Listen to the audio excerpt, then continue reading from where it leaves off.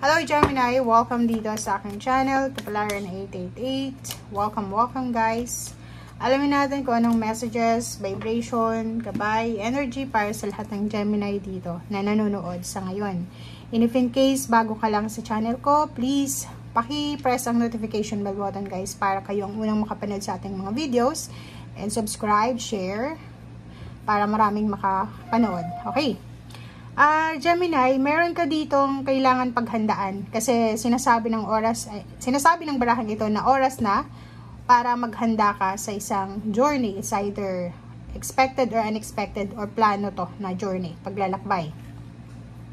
Make sure na ihanda mo daw yung sarili mo, papeles mo, or yung mga requirements mo if in case na gusto mong makapag-abroad, gusto mong umalis, gusto mong mag-travel, mag-relocate, or kano pa man. Okay, government papers, documents like passport, kailangan mo daw ihanda. Ang journey ito ay pwedeng magdala sa'yo ng pagbabago. So, may iba sa inyo dyan na pwedeng buntis, pwedeng nalaman yung buntis kayo, manganganak na. So, meron ditong good news regarding sa bagong baby or birth ng bagong ideas. So, kung ano man itong meron ka, it's either ideas, newborn na baby, or pregnancy, health, sinasabi ng barahan na protect and nurture, diba? So, kailangan proteksyonan kung ano man tong ideas, kung ano man tong magsisimula sa buhay mo. And, pwedeng pangarap din. Kasi, ano to protection. So, itong dalawang cards na to is nagsasabi na kailangan mong proteksyonan, guardihan mo kung ano yung pangarap mo sa buhay. And, kailangan mong i-release ang sarili mo sa procrastination. Okay? I-release yung sarili mo sa what if hindi mangyari, what if ma-reject ako. Alisin mo yung sarili mo sa ganyang mga mindset. Okay? So, yun. Dito sinasabi na maraming magsisimula sa buhay mo na pwedeng magdala sa'yo ng wish fulfillment, accomplishment, lalo na sa mga goals and dreams niyo.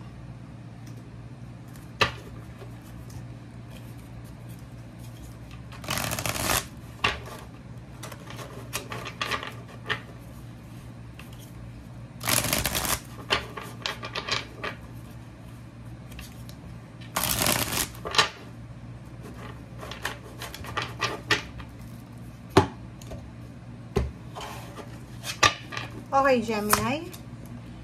Eight of Earth. So, nakikita natin dito na pwedeng may Gemini na magsisimulang mag-aral ulit, magti-training, focus sila sa ginagawa nila sa trabaho, sa bawat detalye, may inaayos sila, may kailangan silang ihandang papeles, may ginagawa silang negosyo, may sinisimulan silang trabaho, nagti-training, nagsiseminar, nag-aaral, focus sila sa last 2 weeks na to.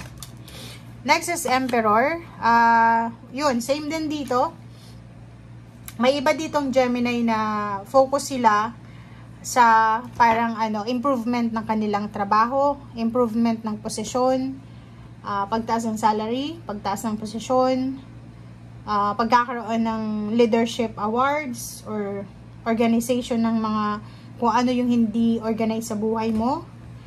Or parang yung foundation, pag-lay ng foundation, or yung parang sinasabi ng Emperor dito is yung busy ka para sa long-term goals mo. Okay, for Earth 44, so sinasabi ng barase dito na kailangan mo din magtipid or kailangan mong ipunin lahat ng mga kinikita mo. Kailangan natin na iwasan yung sobra-sobrang gastos.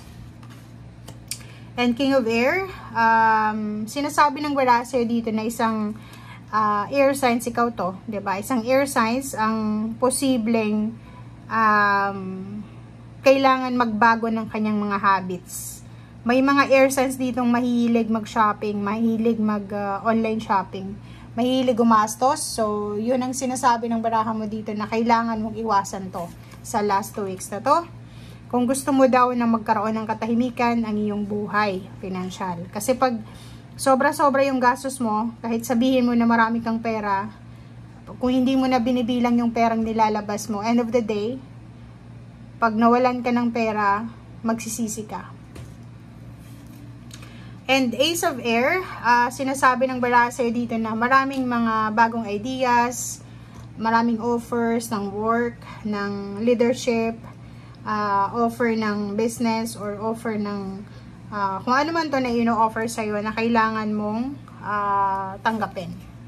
Five of Air, sinasabi ng bara sa'yo dito, yun na nga, diba? So, ingat-ingat tayo sa sobrang paggastos, ingat tayo sa sobrang shopping or impulsive buying, sobrang pagkain, pagbili ng mga pagkain na hindi naman kailangan, dahil pwede kang magsisi sa bandang huli. Okay? Ingat-ingat din, kasi kung makikita mo yung mga numbers mo dito is number 8, 44, and 55. So, yung mga actions na ginagawa natin sa ngayon is pwede siyang mag-trigger sa kakapusan ng pera, sa mistakes, sa pagsisisi, parang ganon, pag-aaway, conflict, competition. So, make sure na bantayan natin yung bawat decision making na gagawin natin starting today. And sinasabi ng bara sa atin na umiwas tayo sa gulo, umiwas tayo sa pag-aaway, pakipagsagutan, pwede mong ipahayag yung karapatan mo, pwede mong sabihin yung rights mo in a nice way, hindi yung kailangan makipagsigawan. And sinasabi ng Five of Air dito na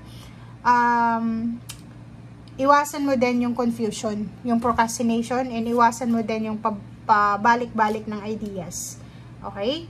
So, sinasabi ng baraha dito na maraming magbabalik sa isip mo. Yung mga kamag-anak, kakilala, dating karelasyon na naging kaaway mo, or nawalan kayo ng koneksyon.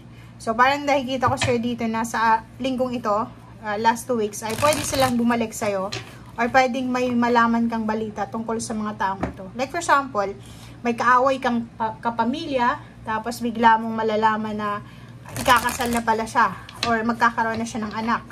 Or pwedeng yung ex mo, pwedeng ikakasal na, kinasal na, may anak na, nagkapagpatayo ng bahay, bumili ng sasakyan, parang gano'n. So, yung mga tungkol sa mga taong ayaw mo, yun yung pwedeng mabalitaan mo din.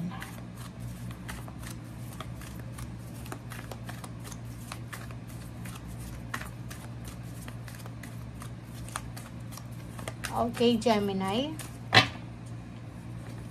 Last cards na tayo, guys. Okay, freedom, contract. Oh, double confirmation yung Five of Air. 2 cards yung Five of Air. So, sinasabi ng bara sa'yo dito, tapos may restriction. So, kung ayaw mo daw na maghirap or magkaroon ng maraming utang, kailangan nating balansehin ang ating financial. Ito siya. If gusto mong makapagtipid or gusto mong hindi problema sa future ng iyong financial, iwasan mo yung sobrang gastos.